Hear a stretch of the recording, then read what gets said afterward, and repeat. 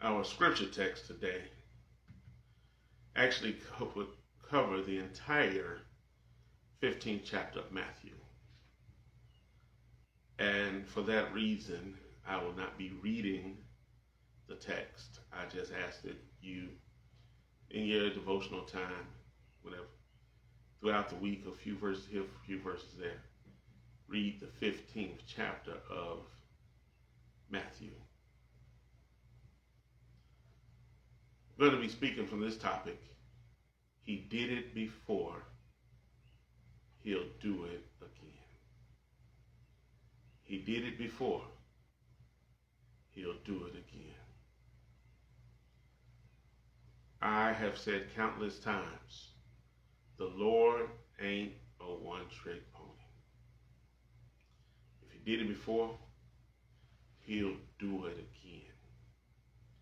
He can and he will, y'all. If he did it before, I'm telling you, he'll do it again, whatever it was. My assignment today, as we explore this 15th chapter of Matthew, is to show you how the Lord has a habit of doing again what he has done before. Now, I know I said habit, it's more of a lifestyle. I heard Reverend Jasmine Schulark years ago say, once is a mistake or a trial. Twice is a habit. The third time and beyond, that's a lifestyle. And the Lord has a lifestyle of being a repeat offender, I call it. He repeats himself. He does it again and again, a repeat blesser, whatever you want to call it. He does it over and over, what he does.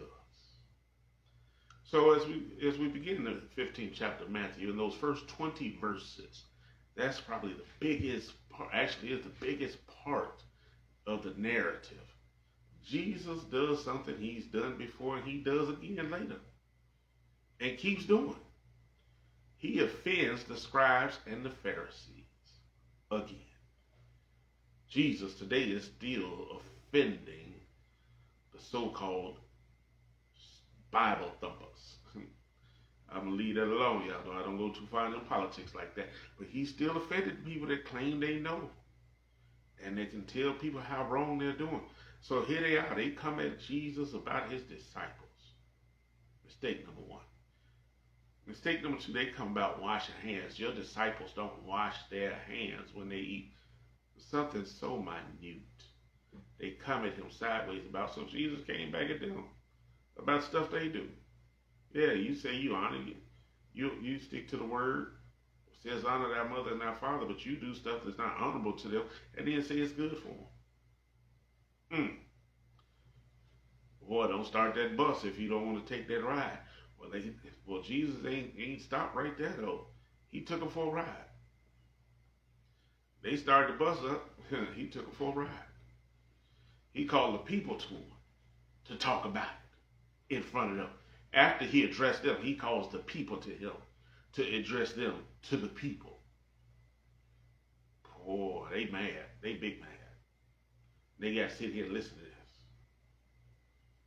When he gets done explaining, Peter say, you know you offended the people again. Why? What's going on? What's this all about? Jesus took Peter for a ride. And pretty much said, I don't care. They came me sideways about washing hands. It's not what, and he said it, it's not what goes in the body that defiles a person, Peter. It's what comes out. Because see, what goes in goes to the belly and it comes out later in excrement. But, he said the draught, but I'm saying the excrement. But what comes out of the body proceeds from the heart. It's your true being. It's what's inside of you. It's what's a part of you. So it ain't about what goes in. It's about what comes out. And Jesus moves on. Then we get down to verse 21. Verse 21, he's in a conversation that lasts. Read it, verse 21 through 28. He's in a conversation with a woman.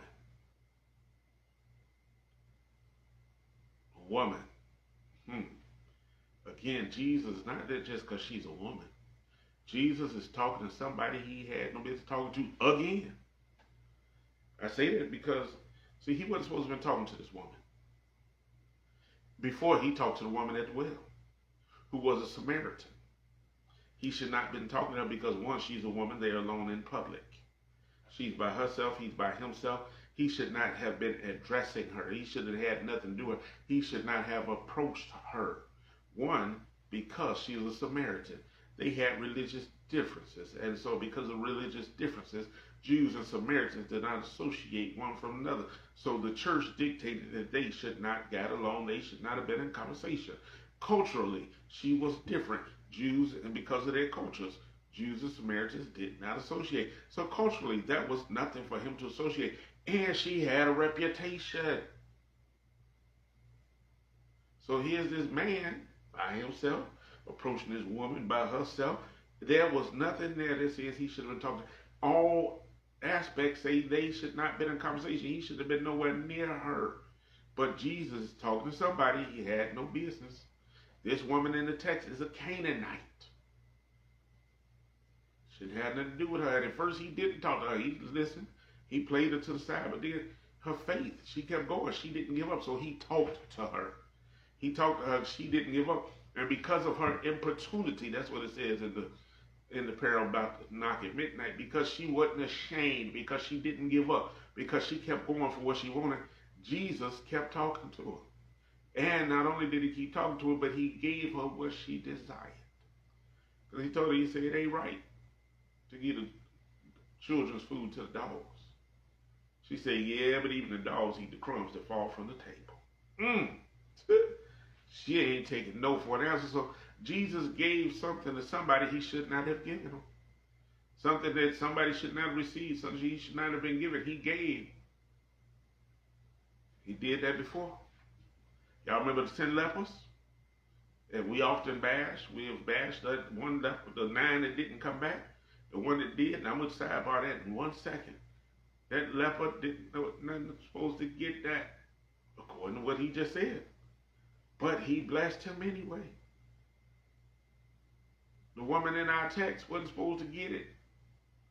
But because of her faith, because she wasn't ashamed, because she wasn't taking no for an answer, he gave it to her. He did it before, y'all. He'll do it again, I'm telling you. But sidebar, let me tell you why that leper turned back. See, that leper, out of the 10, was the only one who wasn't a Jew. That leper was not a Jew. He's a Samaritan. He could not go to the synagogue because Jews didn't allow Samaritans into the synagogue. So when Jesus said, go to the priest and show yourself and give sacrifice, he couldn't go do it. So what did he do? He turned back to the priest. Jesus wasn't just his doctor. Jesus was his priest. He turned to the priest, so the priest could go ahead and acknowledge that he's clean. Another sidebar, y'all, that was about this woman in our text. Woman right here in the 15th chapter of Matthew. She may have heard, y'all, I preached a sermon last week. Have you heard about Jesus? And I said, hearing and believing is faith. She may have heard about the Roman centurion servant. Jesus once healed a Roman centurion servant. Again, somebody he shouldn't have been talking to, a Jew or Roman. They shouldn't have been in company with one another. But his servant was a Roman. He's at the man's house. And the man told him, say, hey, you ain't got to go to my house. Just say the word. He had that faith. Just say the word. This woman might have heard. You ain't got to go to the house and heal my daughter, Jesus. Just say the word and she'll be made whole. To hear and believe, y'all, is faith. And in that 28th verse, it says, Jesus said to her, great is your faith. And from that moment, her daughter was made whole. Made whole, that means restored to the previous condition prior to the incident that occurred. Some of y'all know about that on the job. When the union fights for you, they say, I want them made whole. In other words, I want them restored to their former state, the former condition they were in before this incident occurred, and given everything that they missed out on. You got fired, you got suspended, whatever it was, they want you put back in your position and to get all the pay you would have had. Whatever you had coming along the way, come on, somebody catch on what I'm saying. And I ain't got time to preach that sermon this morning. I'm moving on. If you ain't get it now, you get it later. But look, y'all, this is the part I'm going to read. I'm going to read this part, y'all. verse 29 through 32. I'm working my way out of here, y'all, and I'll be out of here soon. Verse 29 through 32, it says, And Jesus departed from this, and came nigh unto the Sea of Galilee, and went up into a mountain, and sat down there, and great multitudes came unto him, having with them those that were lame, blind, dumb, maimed, and many others, and cast them down at Jesus' feet, and he healed them. Insomuch that the multitude wondered when they saw the dumb to speak, the maimed be made whole, made whole, the lame to walk, and the blind to see, and they glorified the God of Israel. Then Jesus called his disciples unto him and said, I have compassion on the multitude, because they continue with me now 3 days, and have nothing to eat, and I will not send them away fasting, lest they faint in the way. I know I spent a few weeks, about a month ago, I spent 3 weeks. It started off about a month ago, I spent 3 weeks in that 14th chapter of Matthew. And I mentioned at least once how Jesus fed the multitude in the 14th chapter of Matthew. Now we're in the 15th chapter of Matthew. See, Jesus was on the east side of the Sea of Galilee in 14. In 15, he's on the west side. What he did on the other side of the Sea of Galilee, he's now doing on this side of the Sea of Galilee. Or when you get time, check it out. Don't take my word for it. Go look at it for yourself. Jesus did the exact same thing that he had just did on the other side. I'm telling y'all, he did it before. He'll do it again. He's a repeater. He's a repeater. He got it as his lifestyle. I'm telling you, he ain't stopped. When he did it, he ain't stopped. He kept doing it. On the other side, y'all, let's talk about this feast. On the other side of the Sea of Galilee, 5,000 men, not including women and children, with 5 loaves of bread and 2 fish. Disciples were worried. Well, we go feed them. We ain't got no food. Last lunch became a fish fry. 5 loaves, 2 fish. They had 12 baskets of leftovers when they got done. On this side, less people. 4,000 people. 4,000 men, not including women and children. 7 loaves of bread and a few small fishes. He got less people, more food. And y'all, guess what? I'm going to get into it in 1 second. The disciples, where we go get food out here in the wilderness? Where we go get food up here on this mountainside to feed these people? Say, what you got with you? Oh, let me see. We got 7 loaves and a few fish. That ain't going to be that. Y'all, Jesus blessed it and break it. They came back with 7 baskets of leftovers. Number of perfection, huh? Ooh, I'm going to leave that alone. Another sermon for another time. They came back with leftovers. But let me tell you, let me get into these disciples. See, they doubted the first time they saw what Jesus could do. Now here it is again, and they doubting that Jesus can feed the people. This ain't enough to do nothing with, though. Sometimes, y'all, the biggest doubters are those who walk with the Lord and have seen what he can do. I'm going to leave that alone. I'm going to repeat it, but I'm going to leave it alone. Sometimes the biggest doubters are those who walk with the Lord and have seen what he can do. Now, move on. Now, I'm going to tell y'all something before I'm about to get out of here, y'all. 3 times in our text, 3 times in the 15th chapter of Matthew, Jesus moved on. When he got done tearing a new one into the Pharisees and scribes, he moved on. When he got done healing the lady's daughter, he moved on. When he got done healing the people on the mountainside and feeding them, he got into a boat. He sailed away. He moved on. Jesus has a lifestyle, y'all, of doing again what he's done before. He does what he does. He gives out the blessings. He gives out the lessons, and then he moves on. This is a lifestyle of his. That's what he did then in the flesh. He moved on. He went on to another area, and when he got there, he did the same. He did something he didn't did before, according to what the people need. He gave them what they needed, and it wasn't nothing new. It was what he's done before, showing that I can do it again and again. I ain't a one-trick pony. If I can bless them yesterday, I can bless you today, and I can bless them over there tomorrow. I can do it. That's what he's showing. But right now, y'all, let me tell you something. Then versus now. See, because Jesus ain't got to go place to place to place now, because he's in the spirit. He's now at all places, at all times, doing all things. Come on, somebody. So that means he's blessing them over there, me right here, and them over there, all at the same time. But he's able to do it. Maybe not exactly them right there and them over there getting the same thing I'm getting, but there's somebody that stands in the same position that I stand, that he's giving the same thing to me that he's giving to them, and the same thing he's giving them, he's giving to me. Come on, somebody. He's giving the ones over there and the ones over there the same thing at the same time, because like I said, he's in all places at all times doing all things. This hopes me, y'all. I don't know if it hopes you, but it hopes me. Because I know that somebody else's blessing will not hinder mine. What somebody else is getting won't stop me from getting, because I know that he's got an abundance up there to give. Somebody else's blessing, y'all, means I got something coming. Because as long as somebody else is getting blessed, I know he's still in the blessing business. As long as somebody else is getting healed, I know he's still in that healing business. As long as he's talking to somebody else, I know he's still in the talking business. Oh, I know what he's doing for others, he can do for me too.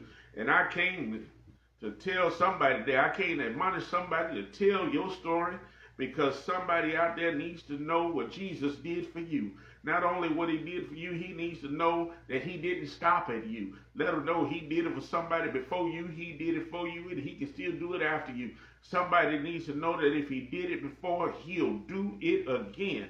Oh, I came to talk with somebody this morning. I came to encourage somebody out there this morning. I don't know which one of y'all it is, but one of y'all need some encouragement because you're going through something. Well, I want to encourage you to find somebody who is going through what you went through, is a little further along. They're a little further along in the storm. Give them a holler. Talk with them. Hey, how did you get where you at? You almost to where I'm trying to be, or somebody's where you trying to be. Somebody's been through what you're going through right now, and they made it out all right. Somebody has survived the storm. Somebody has survived the sickness.